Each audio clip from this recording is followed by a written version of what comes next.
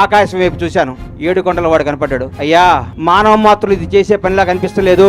7 కొండల వాడా, చంద్రన్నని ప్రాణాలతో బయటికి తీసుకురా. భగవంతుడు సాక్షిగా చెప్తున్నా, చంద్రన్నను బయటకు ప్రాణాలతో తీసుకురా. ఆయనకి పదవి రావాలనో అధికారం రావాలి, ఇవన్నీ నేను మొక్కోలా. ప్రాణాలతో ఆయన బయటకు వస్తే నా గడప నుంచి నీ గడప దాకా నడిచొచ్చి నీ మొక్కు తీర్చుకుంటానయ్యా, నువ్వే చంద్రబాబు గారిని కాపాడాలని మొక్కోవటం జరిగింది. భగవంతుడి దయ వల్ల, 7 కొండల వాని ఆశీస్సుల వల్ల, దైవ సంకల్పంతో 52వ రోజు మహానేత, తెలుగు జాతి గర్వించదగ్గ తెలుగు బిడ్డ నారా చంద్రబాబు నాయుడు గారు బయటకు వస్తుంటే జూలు పడిచిన సింహంలాగా, తెలుగువాడి గర్వంలాగా, తెలుగువాడు తేజస్సులాగా, నేనున్నా, ఈ జైళ్ళు, ఈ వ్యక్తులు, ఈ కుతంత్రాలను నేను చేయలేవు, తెలుగు ప్రజల కోసం నేనున్నాని అడిగేస్తుంటే ఆ ఉత్సాహంతో ఉర్రెక్కింది. ఇది రాజకీయ యాత్ర కాదు.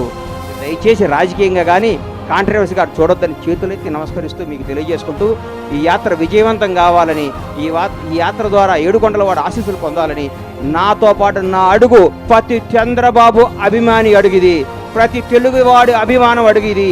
ఈ అడుగు నాది కాదు, ఈ కోట్ల మంది తెలుగు ప్రజల అడుగుది. జై చంద్రబాబు.